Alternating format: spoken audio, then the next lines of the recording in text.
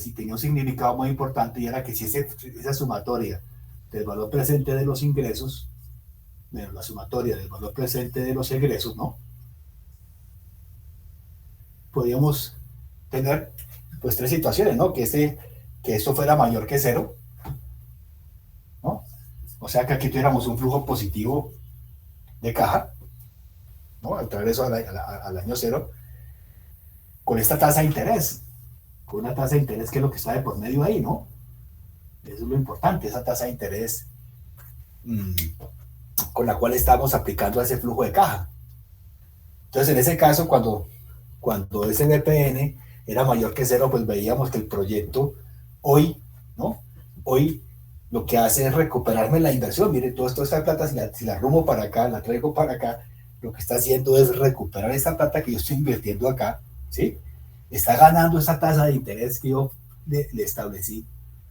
Está ganando esa tasa de interés y si es positivo representa un beneficio adicional a ese rendimiento de los recursos que están colocados en el proyecto. Pues en ese caso, pues el proyecto es muy bueno, es bueno porque genera beneficios netos, genera un beneficio y por consiguiente la decisión es aceptar ese proyecto. ¿Ok? La decisión es aceptar el proyecto porque es conveniente, dado que genera un beneficio neto para la empresa. ¿Ok? Caso contrario, pues si esto es menor que cero, pues el proyecto está teniendo aquí un flujo de pérdidas representativas hoy, y eso significaría que el proyecto no recupera la inversión, la tasa de rendimiento no es conveniente y a nadie le gustaría aceptar pérdidas, ¿no? O tener pérdidas en su inversión, y por consiguiente la decisión sería rechazar, como lo hemos hecho, el rechazo. ¿Okay? O la otra situación sería muy extraña, que sea igual a cero. En el caso tal es que estamos ganando la tasa de interés deseada que hemos fijado para el proyecto, ¿verdad? Muy bien. Entonces, el tema acá, que vamos a ver ahora, el tema está ahí, estamos aplicando ahí, ¿no?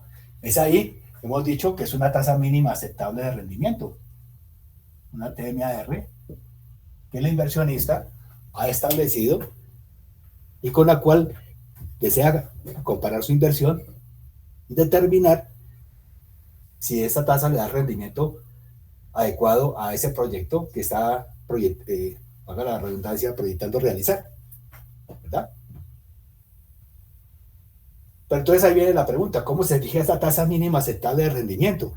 ¿Con qué criterio ese inversionista le pone valor ahí, a esa TMAR? ¿No? Es uno de los problemas más complicados de la ingeniería económica y de la economía en general. De la economía en general. Porque se encuentran ustedes que la tasa de interés es un indicador macroeconómico muy importante para las economías mundiales. Podrán pensar ustedes que pues todo se mueve a través de esa tasa de interés. Todo el movimiento del capital internacional y mundial se mueve buscando un mayor rendimiento de las inversiones, ¿no? O si no, imaginen ustedes que mientras estamos acá parados o aquí sentados en esta clase, o mientras estemos durmiendo, por las redes internacionales de capital, pues están fluyendo inversiones que están buscando dónde colocar mejores proyectos a una mejor tasa, ¿no? Entonces una preocupación muy importante es esa tasa de interés. Entonces hoy el tema es con qué criterios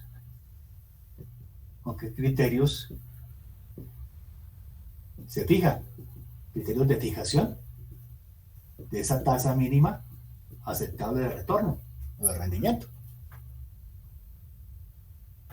¿No?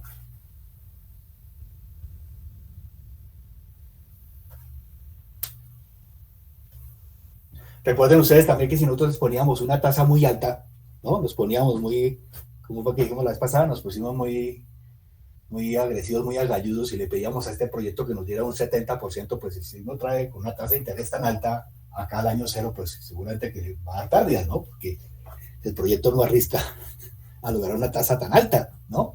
Ahora, si le ponemos una tasa muy bajita, pues estamos desperdiciando un costo de oportunidad, o de pronto estamos sobrevalorando o subvalorando en este caso esa posibilidad de inversión, ¿no? Entonces hay un problema con esa fijación de la tasa mínima aceptable de rendimiento. Aquí en la primera lectura que tiene uno de este capítulo, que es el capítulo 5 del libro de Tarkin, pues no da los criterios de fijar esa tasa mínima aceptable de rendimiento, pero el capítulo 19, creo que es el último capítulo, al menos de la edición que yo tengo, ahí está un capítulo dedicado a ese tema, ¿sí? Un tema muy complejo. Hay modelos matemáticos y modelos probabilísticos y modelos basados en expectativas que fijan esa TMR, ¿no? Entonces, pues aquí es lo que vamos a ver, y después alguien nos hará una presentación de este tema más adelante, pero vamos a hacer unas primeras presentaciones antes de irnos acá a diciembre, que nos fijen, nos amplíen esos criterios de fijación de la tasa mínima aceptable de rendimiento. Entonces, pues, lo que se habla o lo que se comenta, pues es un tema bastante espinoso porque esa tasa de interés, pues, refleja muchas cosas en la economía, ¿no? Esa tasa de interés refleja el costo del dinero, refleja la situación, en buena parte es un termómetro, ¿no? De la situación económica de un país. En la medida en que hay una mayor estabilidad y una menor inflación, pues esta tasa de interés tiende a sostenerse, ¿no? Pero en la medida que hay una inestabilidad, pues esa tasa de interés tiende a moverse y moverse de una manera muy dramática. Por eso, por ejemplo, el Banco de la República acá tiene como misión controlar la tasa de interés. Ese es uno de los objetivos del Banco de la República, controlar la tasa de interés y controlar la inflación. Porque ahí está la sanidad de una economía. Y pues eso depende de muchos factores, ¿no? Tanto de factores sociales como económicos, como hasta ambientales, ¿no? Porque ahora pues el hecho ambiental, los fenómenos ambientales están afectando la economía, épocas de sequía están afectando el tema de las cosechas, por ejemplo, entonces se encarecen los costos, se encarece el costo del dinero y el rebote, un fenómeno económico o un fenómeno social puede estar incidiendo terriblemente en un fenómeno económico. Como decíamos ahí en la lectura de la primera lectura que hicimos, la diferencia entre una ley física y una ley económica es que las leyes físicas pues son inmutables, ¿no? Una ley física pues es predecible completamente y son determinísticas, ¿no? Si yo mezclo dos moléculas de hidrógeno y una de oxígeno, pues saco agua, aquí en cualquier parte del mundo, ¿no? Y eso es una ley general. Pero en cambio una ley económica es una ley sujeta a comportamientos tanto de las personas, de los agentes económicos, como del macrocontexto en el cual esté inmersa pues la economía, ¿verdad? Muy bien, entonces bueno, esto es como un contexto general del problema que hay con esa I. Entonces los criterios que hay, pues hay un criterio, primer criterio, para fijar esa tasa mínima aceptable de rendimiento es la siguiente, dice que esa TNAR, esa tasa mínima aceptable de rendimiento, podría fijarse teniendo en cuenta lo siguiente, ¿sí? Que si yo tengo una plata, por ejemplo acá, yo puedo invertir acá 100 millones de pesos, ¿no? 100 millones de pesos, entonces yo con los 100 millones de pesos que los tengo ahora, yo podría hacer otras alternativas de inversión, ¿no? Lo que llama el costo de oportunidad del dinero. ¿Qué puedo hacer yo con eso? Hacer X o hacer Y, tomar esta decisión o tomar la otra. Entonces, una decisión básica que yo podría hacer es coger esa plata y meterla a una tasa de interés bancario, ¿no? A un CDT, ¿sí? Entonces, por lo menos estos 100 millones de pesos, si yo los tuviera acá, me tendría que ganar una tasa bancaria expresada en un instrumento financiero como por ejemplo un certificado de depósito a término que se puede establecer cuál es la tasa efectiva anual que pagan, ¿no? Si, por ejemplo, esos 100 millones de pesos me pueden llegar a pagar pues una tasa mínima, por ejemplo, del 9,68% efectiva anual, ¿sí? Si usted deja esa plata ya quieta, y más tiempo, pues, entre más tiempo, más tasa le pueden dar, ¿no? Entonces, Entonces sería como el piso, el plante, digámoslo así, de mi tasa mínima aceptable de rendimiento que yo voy a fijar para esa plata que yo voy a invertir. ¿Ok?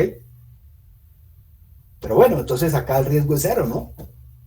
Casi ojos, esa plata ahí, pues el riesgo que yo tengo es cero, porque hay un compromiso, hay un contrato de que ese depósito ahí, ese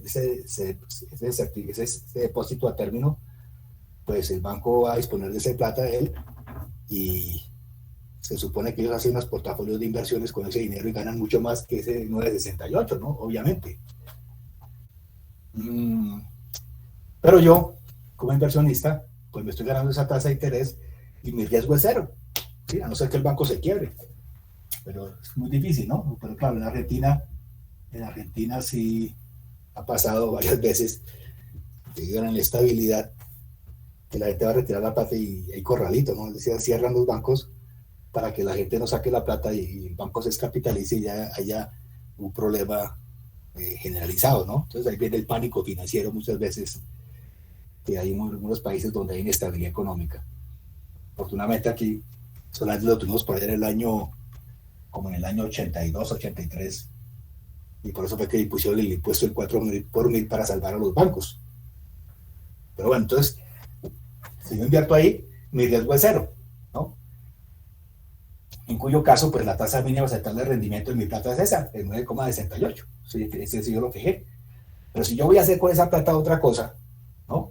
Hacer una inversión, pues por lo menos esa plata que yo estoy colocando ahí a 9,68, si voy a hacer una inversión de montar, no sé, un negocio de comida, qué sé, yo esperaría que esa plata que está colocada ahí me rinda más, ¿sí? Entonces aquí habría un más que sería un premio al riesgo.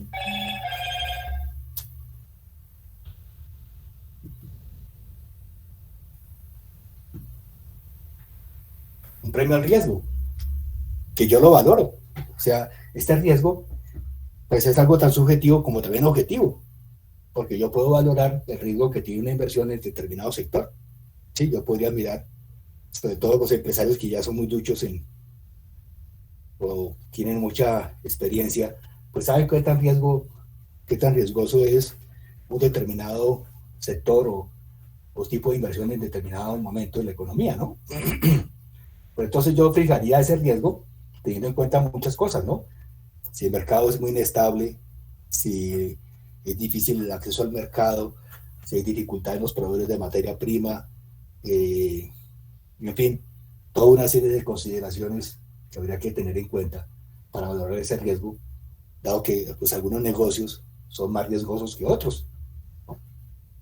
Obvio, algunos negocios tienen más mayor riesgo que otros. Entonces, en ese caso, supongamos que yo, aparte de los 9,68, que es mi tasa mínima aceptable de rendimiento, con riesgo cero, pues pediría si voy a invertir en un negocio de comida y viendo el tipo de negocio que es ese, diría, por ejemplo, que quiero ganarme un 10% más, ¿sí?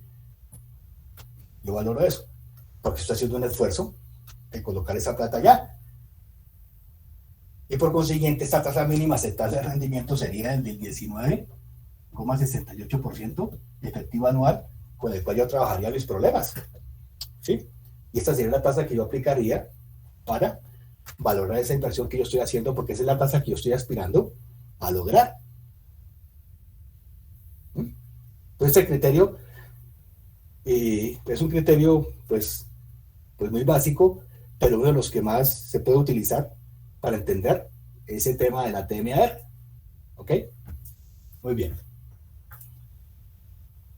No se nos ha ido, afortunadamente, la red.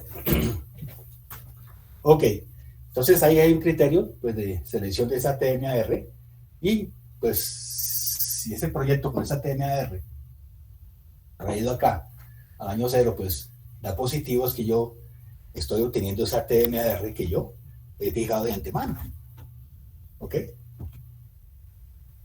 Muy bien. Otro criterio, también muy utilizado, es el llamado costo, el criterio del costo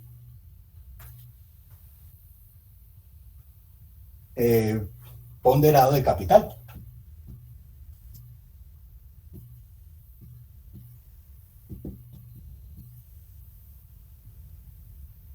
El criterio del costo promedio, aquí me faltó la palabra promedio, costo promedio ponderado de capital, ¿sí?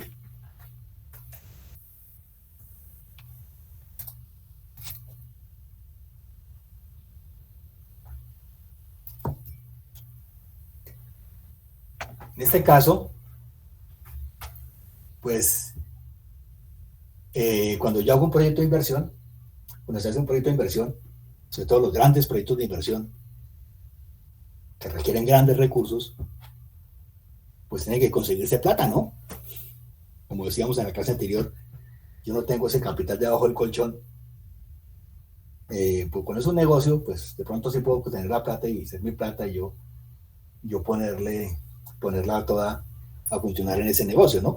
Pero una gran corporación o inclusive una mediana corporación, pues que quiere arrancar un nuevo proyecto, bien sea porque quiere expandir la planta de producción, desarrollar un nuevo producto, mejorar un nuevo proceso, ser innovativo, porque si no se es innovativo, pues salgo del mercado, sencillamente es así. Pues a que no se renueve tecnológicamente, ¿no? Que siga produciendo con las mismas máquinas de hace 10 años, o que no se adecue a las necesidades del mercado, o que no mejore procesos, es decir, que no aplique conceptos de eficiencia y conceptos de efectividad, pues es una empresa que tiene que ser del mercado. Entonces, pues este costo promedio ponderado de capital conduce a lo siguiente, a que todo proyecto de inversión grande, generalmente, tiene unas fuentes de financiamiento.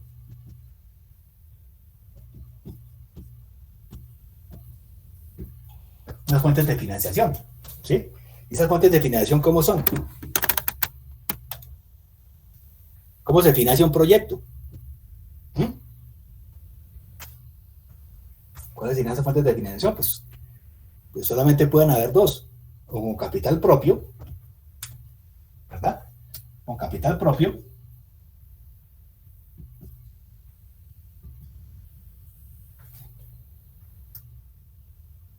o con deuda, ¿sí? O por financiación a través de deuda, lo cual va a generar un pasivo más adelante para la compañía, como lo vamos a ver más adelante. Entonces, esas fuentes de financiación, que puede ser el capital propio y de deuda, pues generan unos costos de financiación, ¿sí? Esos costos de financiación, pues están referidos a lo que me van a cobrar los bancos a los cuales yo voy a ir a pedirles plata, ¿no? Y la plata también que puede tener el inversionista, ¿no? Entonces, de capital propio, por ejemplo, cuando una empresa tiene utilidades y necesita reinvertirlas, como lo vamos a ver más adelante cuando veamos la parte contable, necesita reinvertirlas, y pues generalmente eso se convierte en un proyecto de inversión, ¿no? Y o con plata misma de los accionistas. De todos modos es capital propio, ¿no? Generado por la empresa o generado por los accionistas. Y con deuda, pues, cuando tienen que recurrir a fuentes externas totalmente, que pueden ser bonos, ¿no? Que pueden ser bonos, lo vamos a ver más adelante, porque es una deuda externa, que esos bonos están en poder de un público, y ese público, pues, nos ha prestado esa plata a una tasa de interés, así sencillo, ¿no? O un banco también. O cuando yo también me financio a través de acciones. Cuando yo me financio a través de acciones, como son las sociedades anónimas, estas sociedades pues tienen que pagar, en este caso no un interés, sino un dividendo. Claro está que en ese caso, esa emisión de acciones viene a ser una fuente propia, ¿no? Porque se entiende que los accionistas son dueños de la empresa y están financiando con un capital, en este caso, de los propios accionistas. Bueno, muy bien. Entonces, pues, ¿en qué consiste este costo promedio del capital? Pues consiste en valorar el costo del dinero, tanto de fuentes propias como de fuentes ajenas. Tan sencillo como eso, ¿no? Y pues eso, ¿cómo sería? Pues sencillamente es pasar aquí un cuadrito.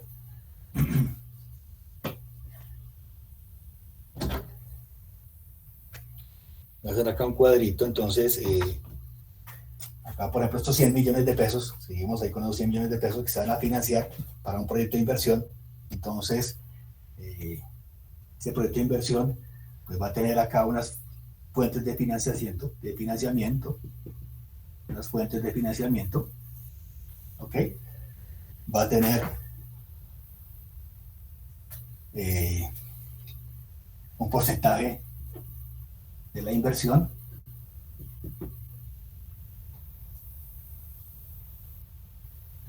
y va a tener acá una tasa de interés de oportunidad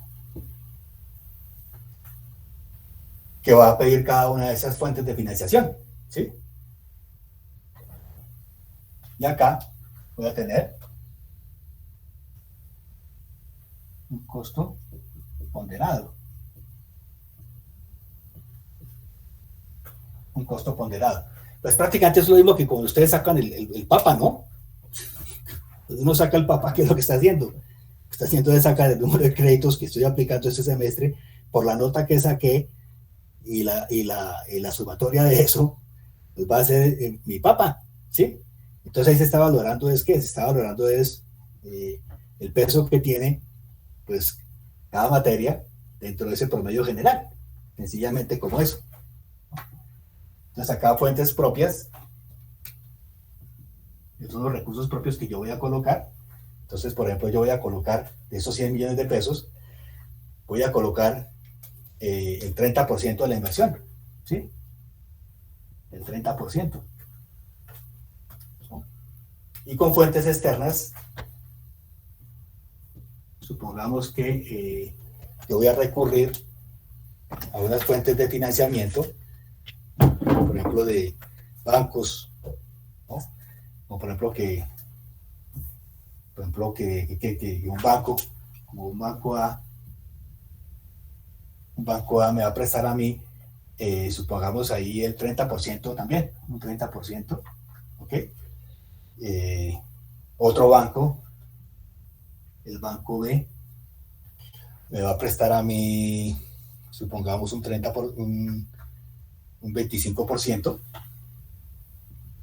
¿sí? Un 25% de ese volumen de inversión, o sea que aquí yo estaría poniendo 30 millones, ese también estaría poniendo 30 millones, este 25 millones de una corporación de crédito, una corporación T de crédito, está poniendo ahí cuánto sería 30, 60,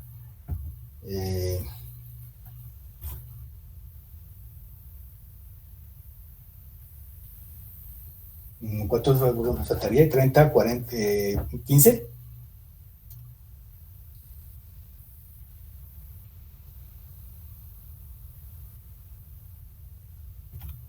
Vamos a que este tiene un 15%, ¿ok? ¿Cuánto llevamos?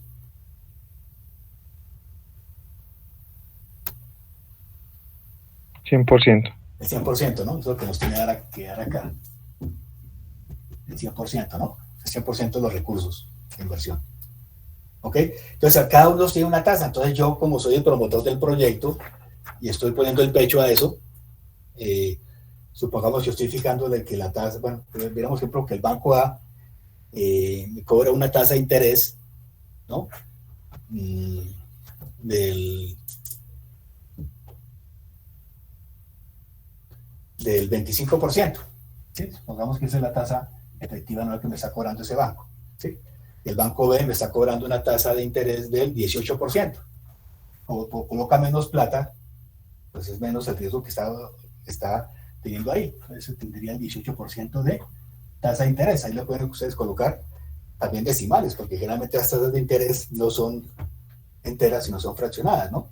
Y la corporación T, que está colocando el 15%, está colocando, por ejemplo, como está colocando menos capital, tu tasa es menor, 16%, pongamos, ¿sí? Y yo, como soy el promotor del proyecto, me quiero ganar una tasa del 30% anual. Como sí, 30%, supongamos. ¿Ok? Entonces, cada una de las fuentes tiene un costo. Un costo. Por consiguiente, ese costo ponderado de capital, ¿cuánto sería? Sería multiplicar esto por esto. ¿Sí? Entonces sería 0,090. ¿Esta cuánto sería? 30 por 25. ¿Sabes cuánto?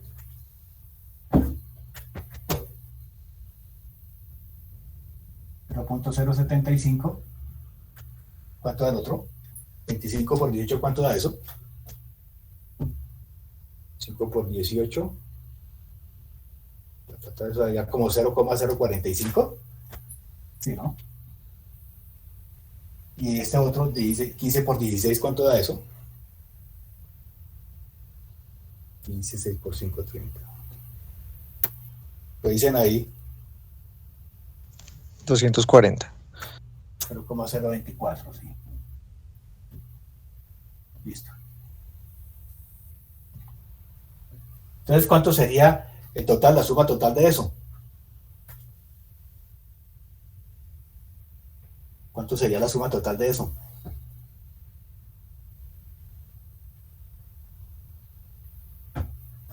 ¿Cuánto da por ahí?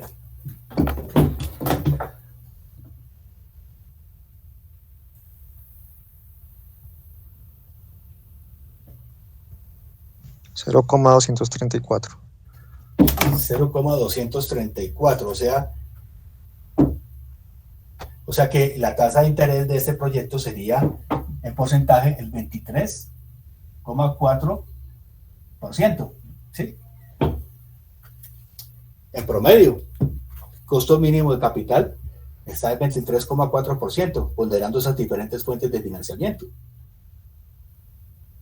Y esto pues sería esta TMAR que se aplicaría al flujo de caja del proyecto, ¿sí? Entonces eso es un criterio que pues tiene en cuenta ese costo promedio de capital. Si el proyecto supera esa tasa de interés, cuando aplicamos el BPN, pues significa que hay recursos para pagar a las diferentes fuentes de financiación.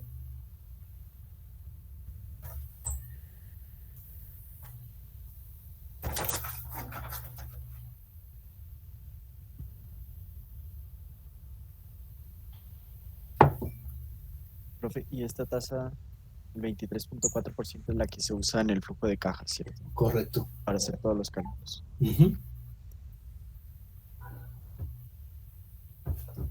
Muy bien. Pues habría otro tercer criterio, así empírico, que sería la tasa sectorial. O sea que generalmente un sector tiene una tasa, ¿sí o no? Por ejemplo, yo hago ser constructor de apartamentos, pues el sector de la construcción tiene unas tasas de interés,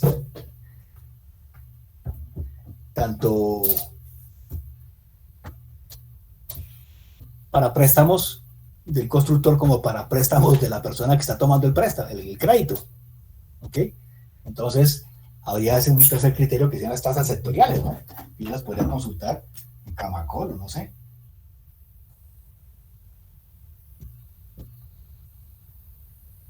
Y esa tasa sectorial, pues, ya implícito temas de riesgo y temas de comportamiento del sector.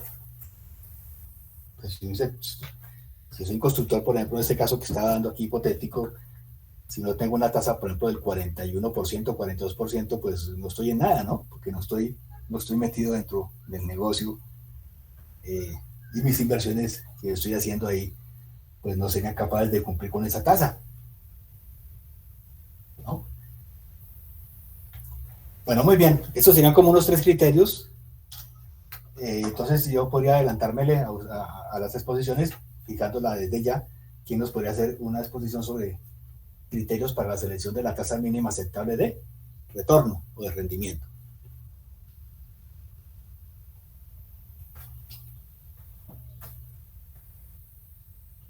Bueno, muy bien.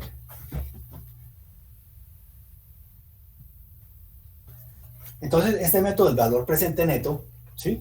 ¿Nos sirve para qué? Nos sirve para evaluar un proyecto en este caso, para evaluar un proyecto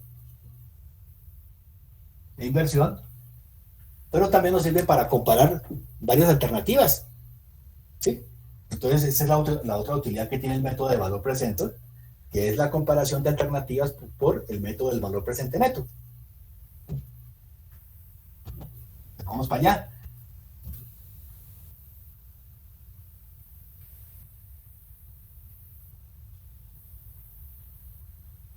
Para un proyecto o para comparar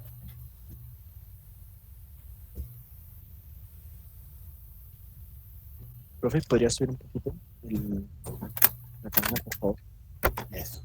Me van diciendo por aquí. Para comparar varias alternativas entre sí.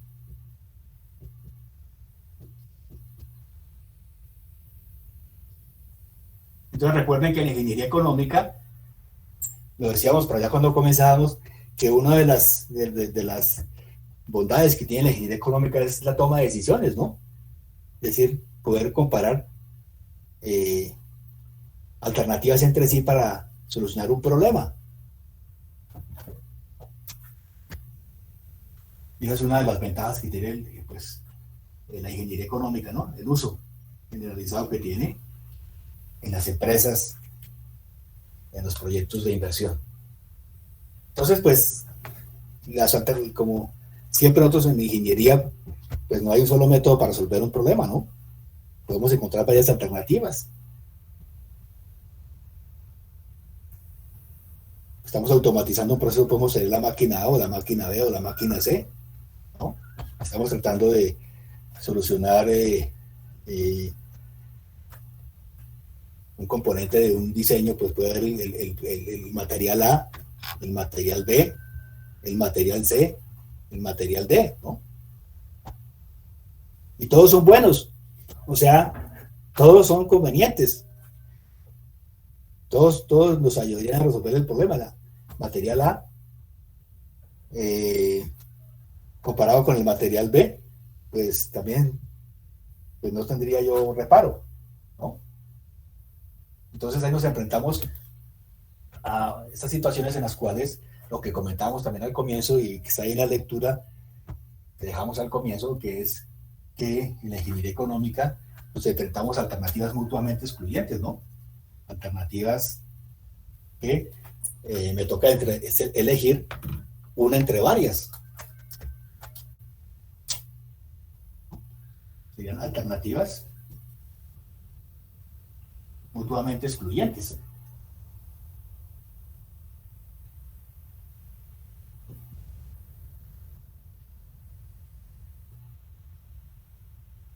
Mutuamente excluyentes, ¿no? Entonces, esas alternativas que vamos a comparar, una excluye a la otra, ¿verdad? No son complementarias.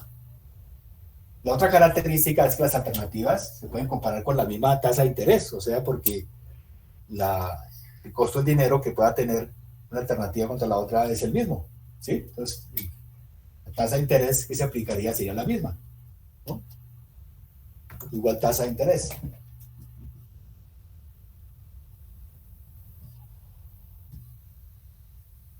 ¿Okay? Y el otro componente de esa comparación de alternativas es que yo tengo que tener proyectos que tengan la misma vida útil.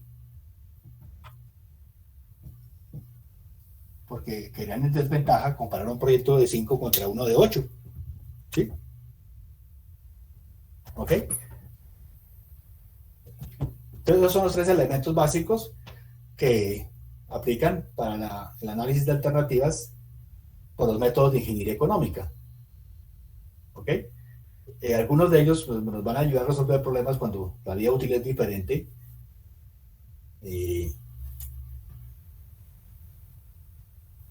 Y cuando podemos tener cuál tendría la mayor tasa de interés de retorno, que sería otro de los métodos que vamos a ver más adelante.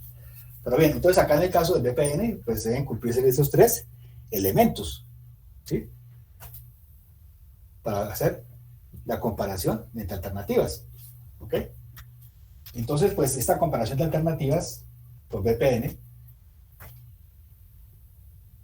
o comparación de proyectos,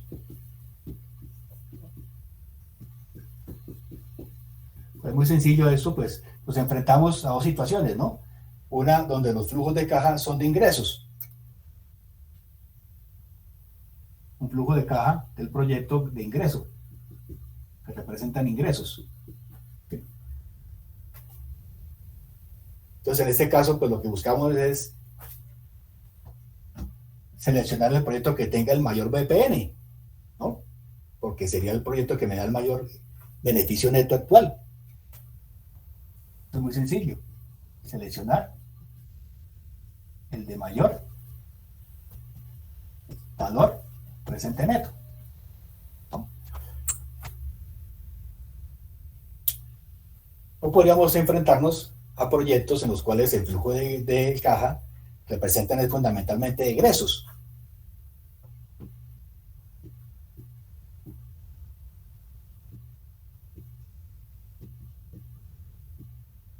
¿Ok?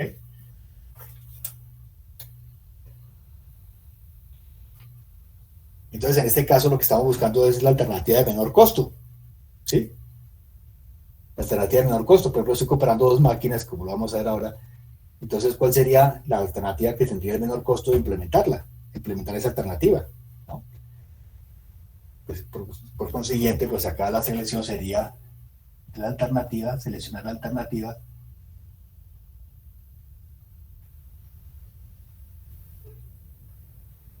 de menor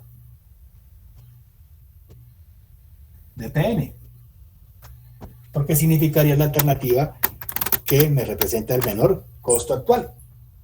¿Ok? Sencillamente eso.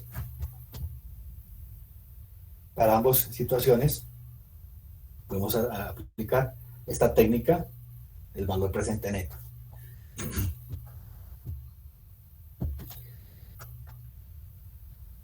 Entonces, como por ejemplo tenemos acá este caso, dice que una compañía de alimentos debe decidir entre dos máquinas peladoras de papa, ¿sí? Entre dos máquinas peladoras de papa.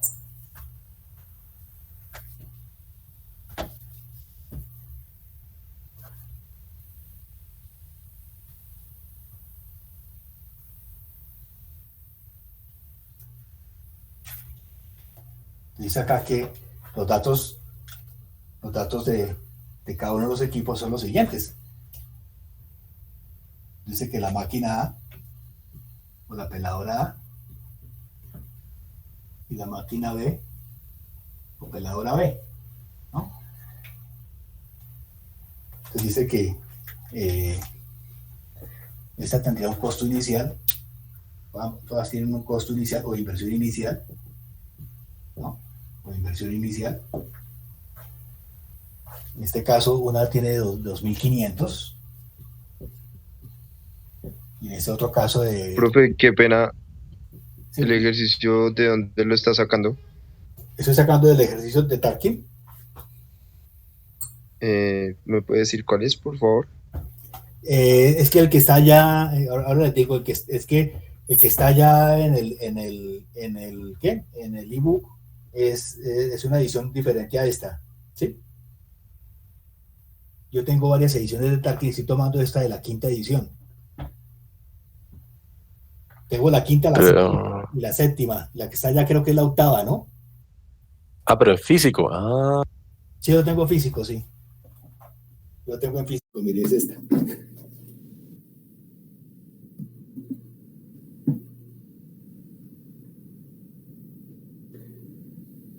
Yo les había comentado que yo había logrado bajar, el año pasado logré bajar pedí ya para que pudiera bajar el ebook y lo había bajado todo, pero este año aquí tratando, no sé si fue bajando un archivo, se dilució todo eso y se dañó y me quedó, pues es un camello bajar eso de allá de la universidad, ¿no? Entonces, pues sí logré rescatar y tengo por ahí este capítulo, que es el capítulo quinto, que yo se lo voy a subir a ustedes. Este sí lo tengo ahí. Sí, los demás sí, pues, dado que es la edición anterior, ¿sí? Es de la edición anterior. Porque creo que la universidad, al hacer las compras de esos libros, les viven actualizando las ediciones. Pero bueno, es lo mismo, lo único que hacen estos autores es actualizar ejercicios, ¿no? Pero la teoría es la misma. Yo he comparado ediciones y la teoría es la misma. Cambia muy poquito algunas aplicaciones y algunas funciones de Excel que han venido, como el Excel se ha venido renovando, entonces le meten eso, las nuevas actualizaciones de funciones financieras de Excel para hacer los cálculos más fáciles. ¿Ok? Por ejemplo, esta no tiene esa función que yo les voy a meter ahora, que les facilita a ustedes toda la vida haciendo esos cálculos de manera más eficiente. Bueno, rápidamente, entonces esta tendría un costo inicial. La idea es que se miremos la operación de cálculo nomás. Este tendría un costo anual de operación. Costo anual de operación. ¿Qué es el costo anual de operación? Pues cuánto me cuesta la operación de alguna de esas máquinas, ¿no? ¿Qué está incluido ahí? Pues aquí lo podríamos desagregar, pues no es el objetivo ahorita, pero más adelante nos toca hacerlo, ¿no? El costo anual de operación incluye el costo de mantenimiento de la máquina, la energía, el operario, ¿sí? Los repuestos, etcétera, etcétera. Se puede hacer en la tabla ya para desglosar las condiciones de operación del equipo. Como no es el caso que necesitamos soltar toda esa información, pues pero sí la vamos a necesitar para el punto de equilibrio, ahí sí nos toca desglosar todo eso. Entonces este costo anual de operación vale 900 y aquí vale 700, ¿sí? Generalmente cuando un equipo es mayor, el costo inicial o la inversión inicial, los costos de operación bajan, como en este caso, ¿no? Y eso es el objetivo de la automatización o de la mejora tecnológica. Aquí vienen otros costos de reparación, no nos vamos a meter ahí para no complicarlos más. Viene un valor de salvamento.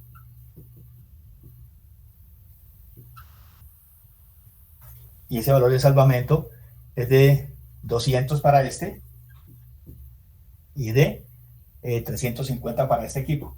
¿Okay? Y la vida útil de estos dos equipos es la vida útil estimada es de 5 años. ¿Ok? Y por consiguiente, las dos alternativas cumplen con las condiciones que vimos al comienzo. Cualquiera de las dos máquinas peladoras resuelven el problema, son mutuamente excluyentes, ¿sí? La vida útil es igual y la tasa de interés que obra para ambos problemas sería el 10%. ¿Verdad?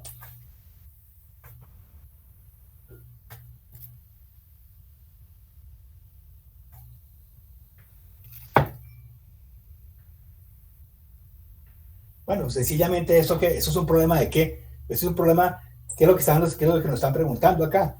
Nos están preguntando aquí cuál es la máquina que actualmente tendría el menor costo, tanto de inversión y de operación, durante esos 5 años de vida útil.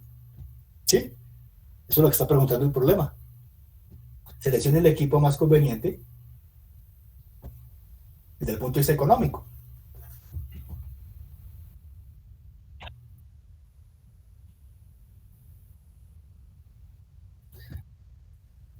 Correcto. Si lo fuéramos a calcular desde el punto de vista de los ingresos, ¿sí me entiendes? Si le fuéramos a meter a este flujo de caja acá de esta máquina A, pues ¿cuál va a ser? Pues el costo inicial acá, que serían los 2.500, ¿sí? Los costos de operación anual, que sería una anualidad de 900, un salvamento acá de 200, ¿ok? Es el flujo de caja de este equipo. Y esto en 5 años, ¿no?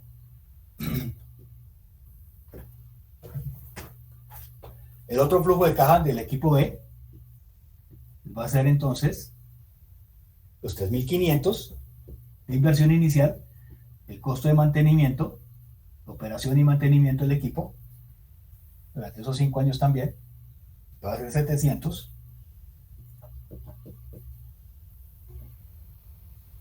Un salvamento, también aquí en 5 años, de 350. ¿Ok? Tenemos los flujos de caja de ambos proyectos. Entonces, como ustedes pueden dar cuenta, pues este caso es el segundo, ¿no? Estamos enfrentados a una decisión sobre cuál es la máquina más conveniente desde el punto de vista económico de costos, ¿sí? Lo que tú estás señalando, Jorge, es, claro, a esta máquina se le puede calcular la tasa de producción, ¿no? Se le podríamos calcular la tasa de producción y le podríamos calcular el número de unidades que se produce, el precio de venta de cada unidad que sale, ¿sí?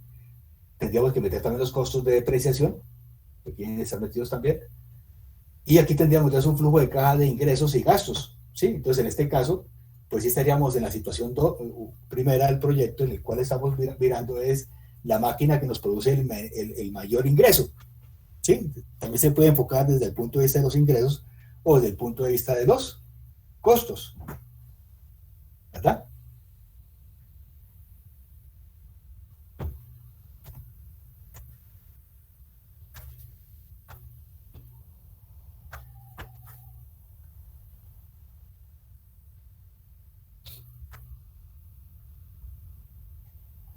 Acá entonces, ¿qué tendríamos? Acá lo que tendríamos, ya podemos borrar acá esos datos del problema y sencillamente, estos son 350, sí, realmente, ¿no?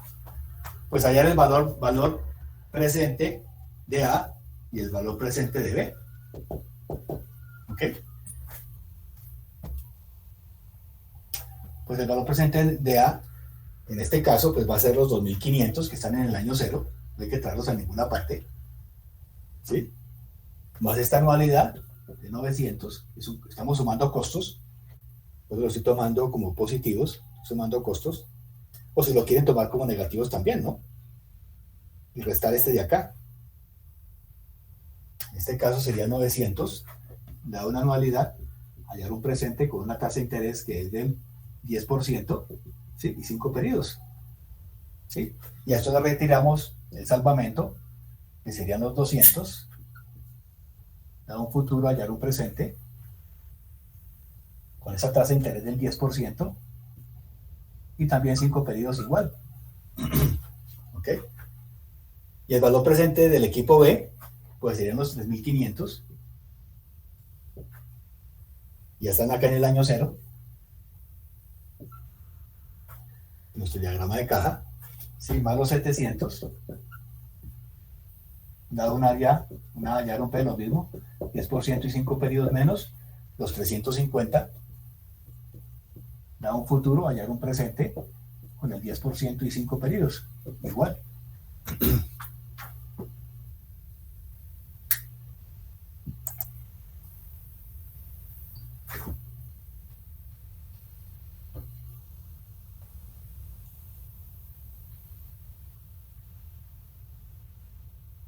Pues aquí lo simplifiqué porque por acá había otra reparación general, ¿sí? Y el otro no tenía reparación general, yo que la verdad muy poquito de reparación. Cuando un equipo, generalmente un equipo automático, tiene menos costos de mano de obra, pero más costos de mantenimiento, o sea, de revisiones generales por la precisión del equipo. Entonces hay que mirar ese balance entre situaciones que pueden tener desventajosas como ventajosas, ¿no? Bueno, entonces ahí calculan ustedes esos factores, bien sea en Excel o bien sea con las tablas, y pues ¿cuál sería la decisión?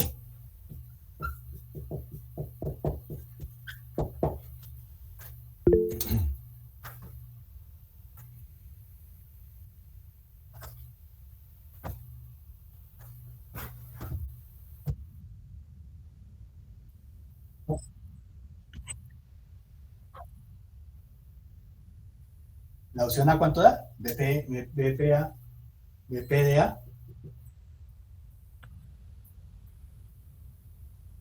3.627.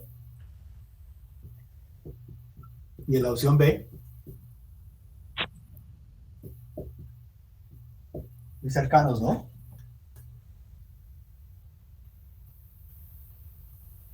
Ok.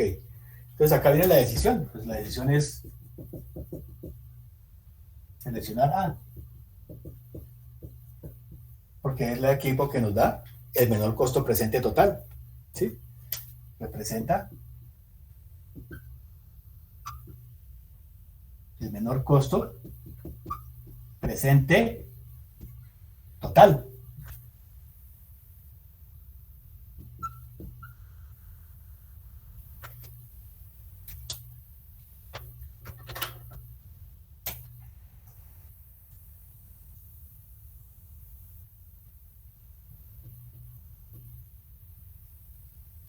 Es increíble, pero a veces ustedes en los problemas de los parciales y en los ejercicios hacen los cálculos, pero no toman decisiones. Entonces dicen, no, llegaron acá, pero uno dice, bueno, ¿y qué?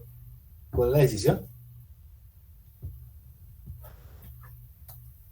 Claro, eso es un problema muy sencillo. Eso se va complicando es cuando, ¿qué? Pues cuando aparecen flujos de caja que tienen gradientes, anualidades desfasadas, ¿sí? Valores futuros aleatorios. Entonces, pues ahí empieza pues la misma cosa, ¿no? Es a utilizar factores y a traer eso al año cero.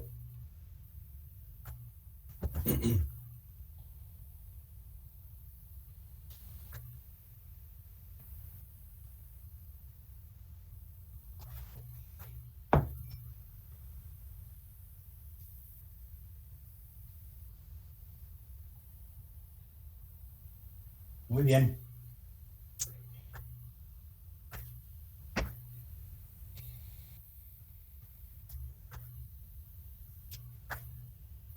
Acá, pues, reiteramos, hemos comparado alternativas con la misma vida útil, ¿no? Con los mismos años en este caso.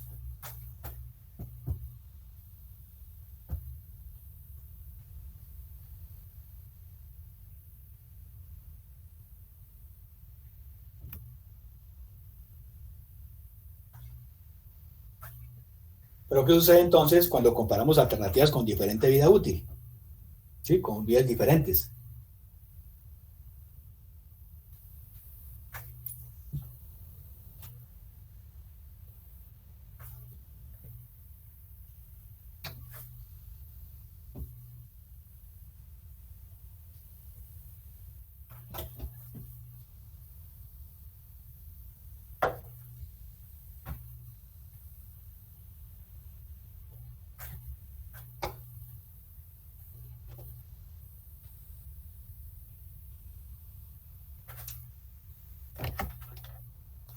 Pues sería la comparación de alternativas con diferente vida útil.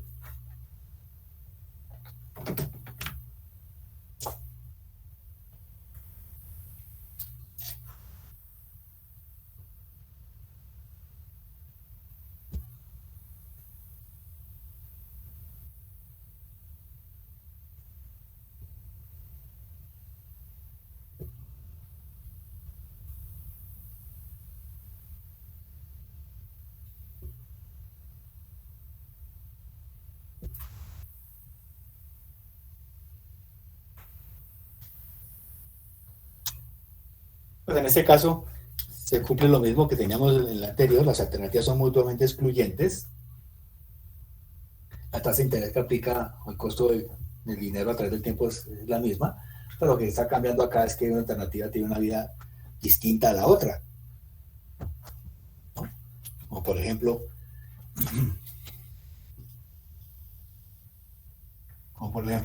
que tengamos un proyecto o una alternativa A con una vida de 6 años y un proyecto B con una alternativa que tiene una vida de 9 años. ¿Ok?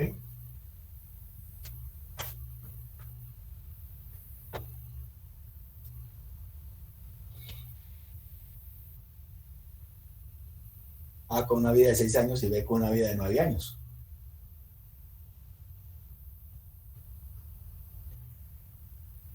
Entonces, en este caso, pues, lo que se aplica es un procedimiento un poco engorroso y complicado, ¿sí?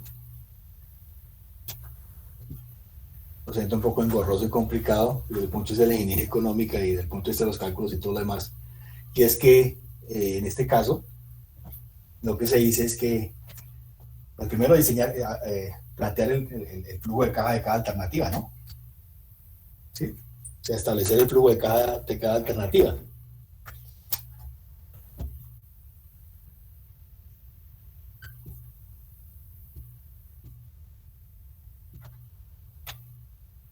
De cada una. ¿Okay? Entonces, en este caso, lo que dice la regla ahí es que un segundo paso de este procedimiento es que hay que hallar, todos los procedimientos arrancan con un verbo en infinitivo, ¿no? Establecer, hallar, hacer, comunicar, ¿sí? Hallar.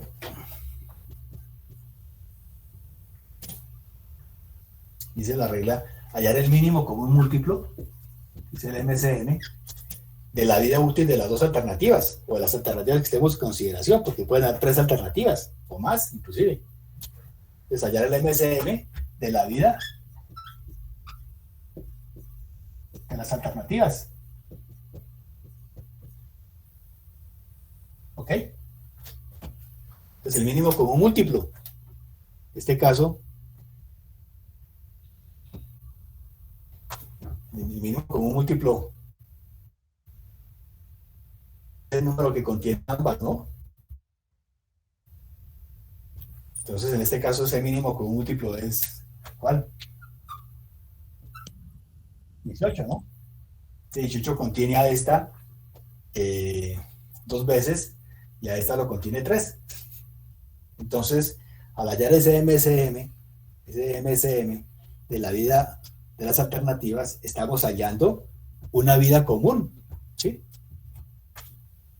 Que será la vida común, o lo que llaman ahí también en el libro el horizonte común de planeación, ¿sí? Horizonte de planeación común.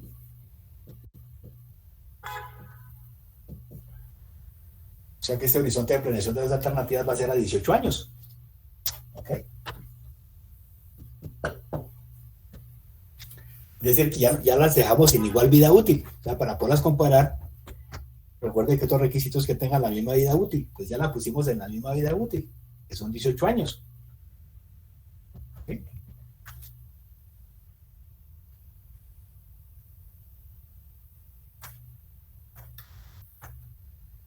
Y viene tercer elemento, ¿sí? Que es repetir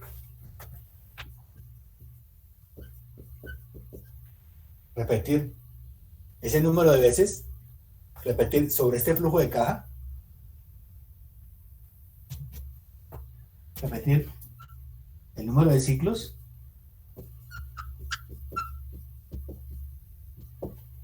del flujo de caja,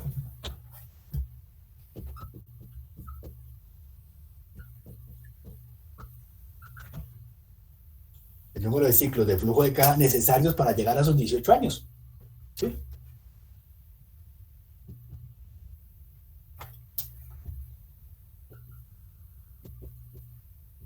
Para llegar a la vida común. Ok.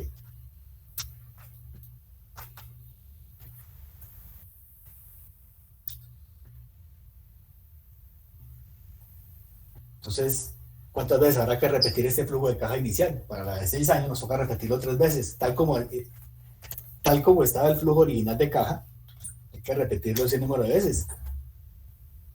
Ok, entonces este sería 3 años y para este serían 2. ¿Sí? Y pues como el cuarto paso,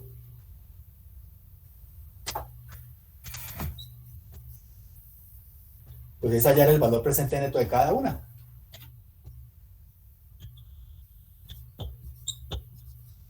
¿Sí? Hallar el valor presente neto de cada una de esas alternativas.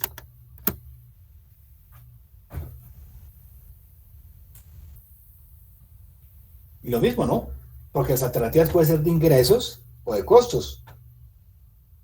Entonces, hallar el valor presente neto y decidir, la toma de decisión y decidir de acuerdo con las condiciones del problema, ¿no? Si es un flujo de ingresos, de ingresos, pues será la alternativa que nos ofrezca el mayor valor presente neto. Pero si es un flujo de costos, pues será la que nos ofrezca el menor valor presente neto. Y ya. Ese es como el algoritmo, el procedimiento a seguir.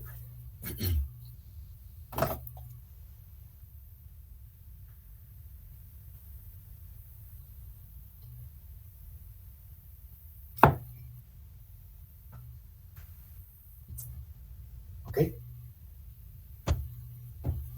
Un poco engorroso, porque nos toca repetir ese ciclo de vida el número de veces que sea necesario para llegar a una misma vida útil común. Por ejemplo,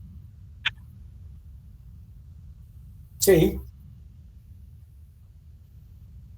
sí, correcto, sí. Aquí hay otro parecido, dice que prácticamente igual al anterior, dice que una constructora trata de decidir entre dos máquinas excavadoras, ¿sí?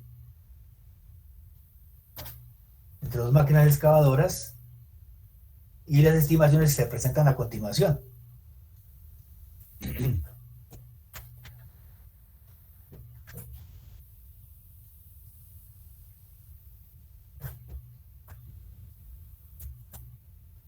La excavadora A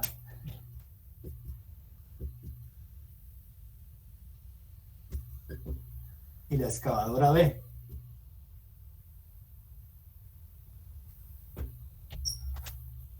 ¿Ok?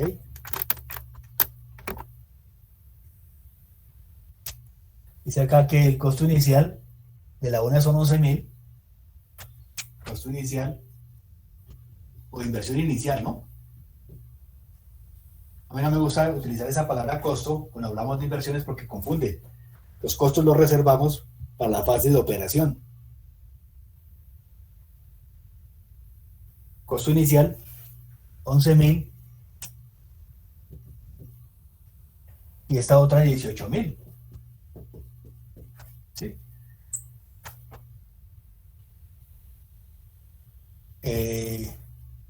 También está aquí, sí, ese está muy simplificado. Costo anual de operación, el CAO, el costo de operación anual por año, es de 3.500 y 3.100. ¿Sí? Y dice acá que el valor de salvamento es 1.000 y 2.000.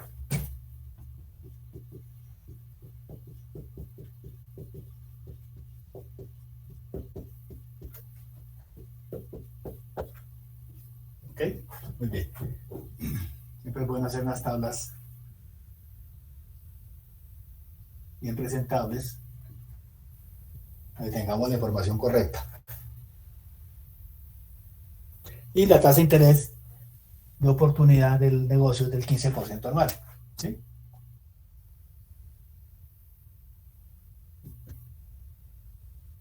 Pero en este caso nos dicen que la vida útil de los equipos son de 6 y 9 años, exactamente. Acá la vida útil es de 6 y este de 9. Ok. Ok. Pues es el mismo caso que teníamos acá, ¿no? Pues primer paso, establecer el flujo de caja de cada una de ellas. Pues hacer sencillamente el flujo de caja de A y el flujo de caja de B. ¿Sí? Hallamos el MCM de la vida útil de las alternativas y aquí sabemos que ese MCM es de 18 años. ¿Okay? Y esta será la vida común o horizonte de planeación del proceso o del proyecto. Y tercer paso, vamos a repetir el número en un número de ciclos de flujo de caja, cada alternativa hasta llegar a la vida útil común. Y cuarto paso es hallar el PPN y decidir. Pues acá ya podemos borrar esto acá. Y pues acá la intención es hacer nuestro diagrama de caja.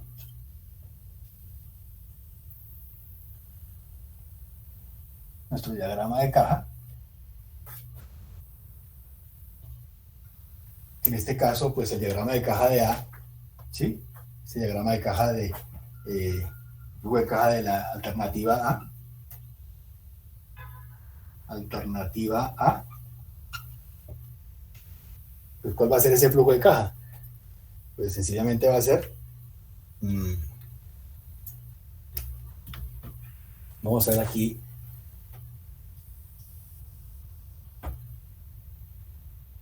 sí, aquí serían los 11.000, ¿no? Unos costos anuales de operación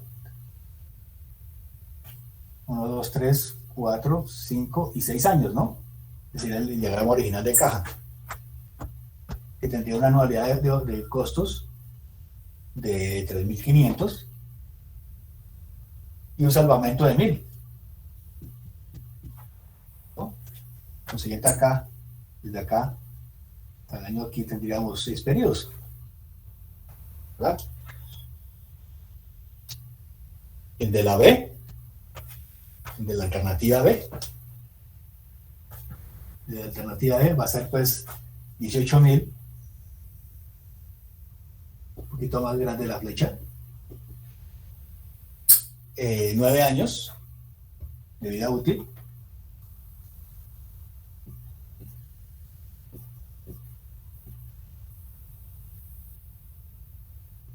y ese costo de operación anual del equipo va a ser de 3.100, una anualidad de 3.100, ¿ok? Y acá tendríamos un salvamento de 2.000. Bueno, más pequeñito.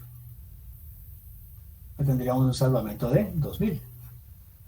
Muy bien. Y acá tendríamos entre el año 0 y el año 9.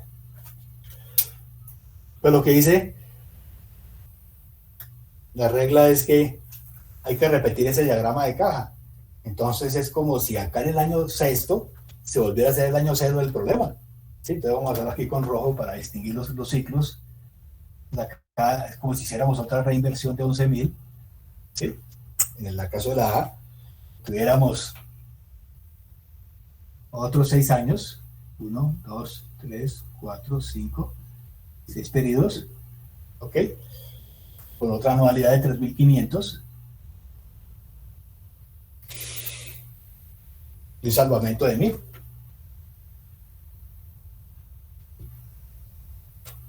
Y hasta acá iríamos en 6 y 12. ¿No? Y nos faltaría otro ciclo. Es como si aquí hiciéramos otra reinversión de 11.000. ¿Ok? Y acá tuviéramos otro ciclo de vida útil de ese equipo, de 6 años, con una anualidad de 3.500 y un salvamento acá de 1.000.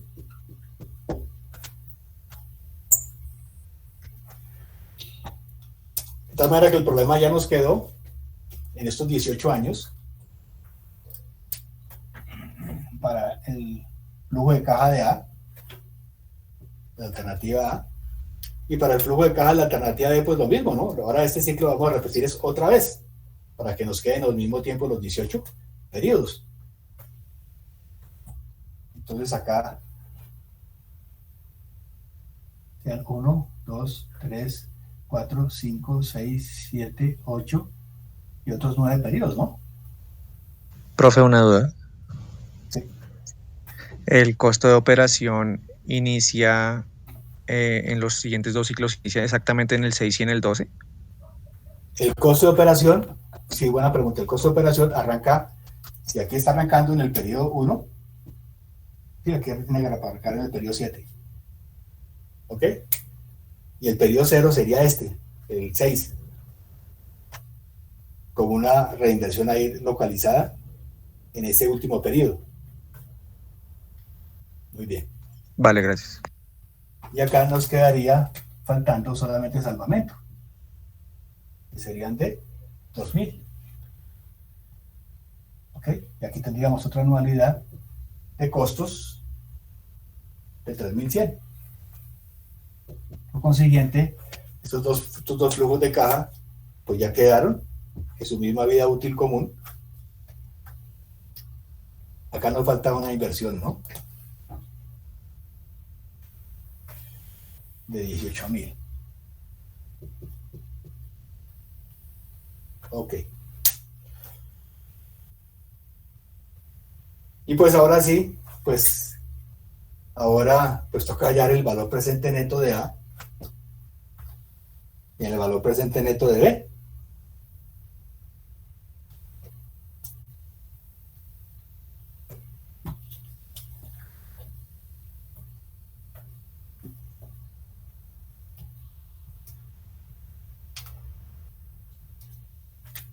valor presente del equipo A y el valor presente del equipo B.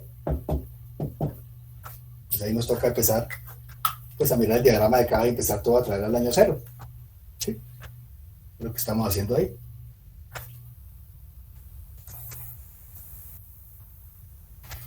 Pues esto ya se vuelve un poco rutinario, ¿no? Se vuelve un poco rutinario, pues y en esos casos sí vale la pena meter esto a Excel directamente para que calcule el eso, porque a mano pues nos tocaría es 11.000, ¿sí? Aquí hay aquí hay un flujo de caja que es constante, o sea que el flujo de caja se mantiene durante los 18 periodos, ¿no? ¿Ok?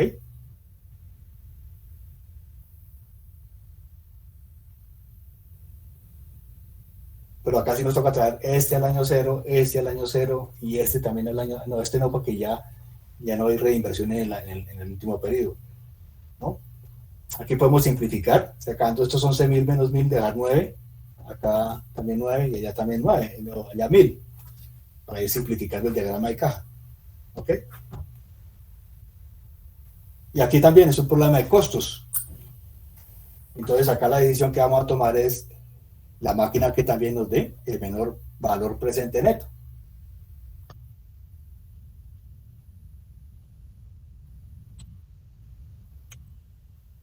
No, porque para efectos de cálculo se nos daña la serie.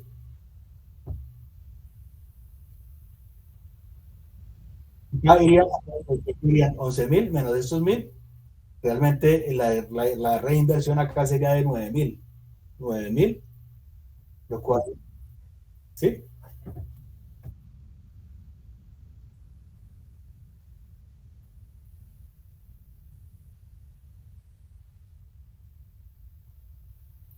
Y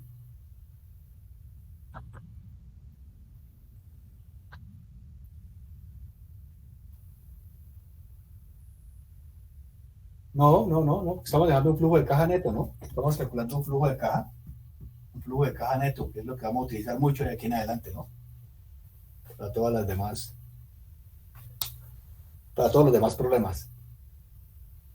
No, porque aquí está metido, desde cuenta 1, 2, 3, 4, 5 y 6. Hasta ahí va el valor de la anualidad, ¿no? Y arranca otra vez acá en el año 7. 1, 2, 3, 4, 5 y 6. ¿Sí? No hay ningún problema. Y luego siguen los otros 6 valores hasta llegar al periodo 18. Bueno. Profe, ¿sí? Para llevar un valor presente, pues digamos esos 9.000 pues al valor presente 0, simplemente hacemos uso del interés, ¿sí? Sí, en este caso, pues, si lo quiero lo repetimos acá. En el caso del valor presente neto de A, pues será igual a ¿qué? ¿Sí? Pues ese sería 11.000 que ya están en valor presente. Lo que pasa es que es un camello, pues hacer toda esa operación manual, porque es muy operativo, ¿no? En este caso sería igual a los 11.000 y ya están en valor presente, ¿no? Estos 11.000, ¿sí? Más los 3.500, dado una anualidad, vamos a hallar un presente o una tasa de interés, el costo es del 15%, ¿no? Era la tasa que daban ahí, una tasa del 15%, ¿sí? Y como esta anualidad, pues es constante, ¿no? Sería para 18 periodos. Entonces ya tenemos esto resuelto, ¿no? ¿Ok?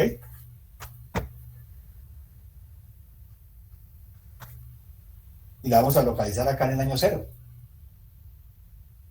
Más, si restamos este menos este, pues nos daría más 9.000. ¿Ok? Más 9.000 da un futuro. Eso nos quedaría un valor futuro acá, en el periodo 6. Da un valor futuro, hallar un valor presente, con esa tasa del 15%. Y en este caso, estamos trayendo este de acá, aquí, con 6 periodos. ¿Sí? Perdón, 10.000. Perdón, 10.000. Sí, señor. ¿Sí? Bueno, entonces esos 10.000, como son comunes para acá, podemos aquí abrir un paréntesis angular, ¿sí? sería 10.000, que es factor de dado P, hallar F, dado F, hallar P, perdón, 15% 6 periodos, más otro factor dado F, hallar P, 15% para este que está acá, que sería en el año 12, ¿sí? ¿Ok? Muy bien. Y tendríamos ahí, ya, hasta ahí tendríamos esa alteración de esos 1.000, esos 10.000, afectando a todo lo que está ahí adentro, ¿no? Vamos a restar estos 1.000 menos esos 1.000,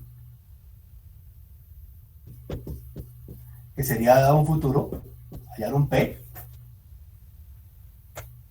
Sí, vamos a traer eso para acá. Dado un futuro. Vamos a hallar acá un P. Dado un futuro vamos a hallar un P con una tasa del 15% y 18 periodos. Igual. Pues allá nos toquen las tablas de interés o meter eso a Excel allá a funcionar. ¿Sí? Pues entonces lo que comentaba, que se vuelve un poco dispendioso, tanto por la repetición del diagrama de caja, como por el cálculo de los factores. Profe, una pregunta. Sí, señor. Ese 1.000... Ah, ya. No, es que como habíamos restado el 1.000 a los 11. No, pero ya me di cuenta. Sí, ya te entiendo. Ya tenías a preguntar. Y lo mismo con el valor presente de B. Pues que sería, pues, aquí inoficioso podemos hacer el mismo cálculo, ¿no? Está arriba. Pues lo mismo. Y entonces, pues ahí sería 18.000, que ya sale el valor presente, más 3.100, ¿sí? Más 3.100. Da una anualidad ya en un presente para 18 periodos, con esa tasa de interés del 15%, ¿sí? Y acá restamos estos 2.000, de estos 18.000, fue aquí me equivoqué con esos 2.000, se los había metido acá arriba. Estos 2.000 menos estos 18.000 serían 16.000 de para abajo, ¿no? 16.000 da un futuro, hallar un presente, con una tasa del 15% y 9 periodos, ¿sí? Más los 2.000, que son un valor futuro, también lo vamos a traer a un valor presente, con esa tasa del 15% y 18 periodos. ¿Ok?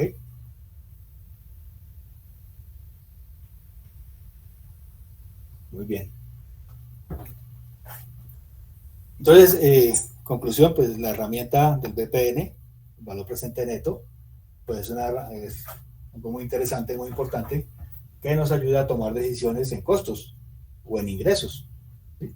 Para valorar alternativas. Aquí pueden haber otra alternativa, la C, ¿no? La D,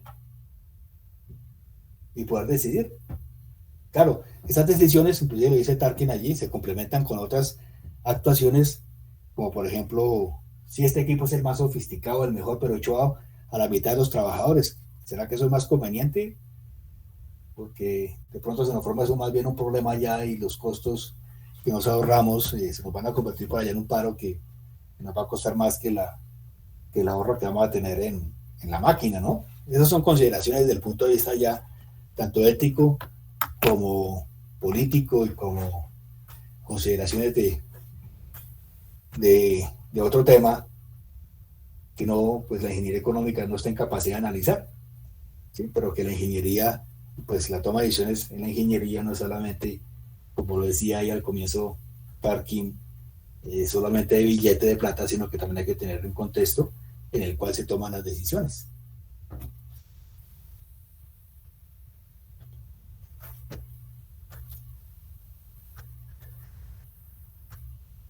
Muy bien, entonces, si quieren, por favor, lo calculan.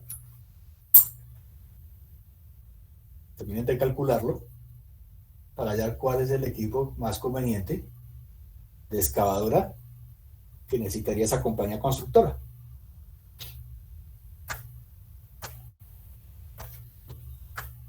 Bueno, entonces yo les dejo ahí esta noche, igual si caso a colgar el capítulo 5, Afortunadamente lo tengo ahí todavía. Por favor lo revisan, lo leen, está ahí esto, y vemos la próxima clase otro tema de valor presente, ¿sí? Seguimos con el método de valor presente para otro tipo de proyectos, ¿ok? Seguimos aplicando la técnica de valor presente para otro tipo de proyectos. Muy bien, entonces dejamos ahí, yo les dejo esa lectura, y miren los problemitas ahí también para hacer más adelante otro, sería ya el cuarto taller. El cuarto taller que sería sobre valor presente neto.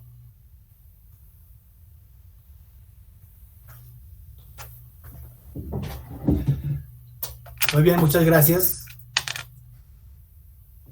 Menos mal no se nos fue, en esta ocasión el internet. Y pudimos hacer la clase sin contratiempos. Listo, profe, gracias. Hasta luego. Profa, revisen ahí la lectura, vayan siempre revisando, siempre que terminamos un capítulo, vayan revisando ahí el apoyo bibliográfico que está ahí. No solamente este libro de Tarkin, ahí hay varios libros muy interesantes como el de Thyssen o el de Gran. El de Gran es un libro excelente, también lo que pasa es que es muy complicado es en el tema de la notación. Entonces esto no llama WF y ARP, sino PWF y otra, no me acuerdo la notación que tiene para el valor presente. Ese tema, pero todos esos libros son interesantes, ¿no? Traen casos reales. Esta última edición de Tarkin trae muchos casos reales de proyectos que se han resuelto en Estados Unidos, ¿no? Proyectos de carreteras, proyectos de instalaciones sanitarias, proyectos de muchas cosas que han aplicado las técnicas de ingeniería económica, proyectos de sistematización de operaciones, en fin. Muy bien, muchas gracias. Entonces nos vemos la semana entrante. Feliz fin de semana para todos. Vale, profe, igualmente.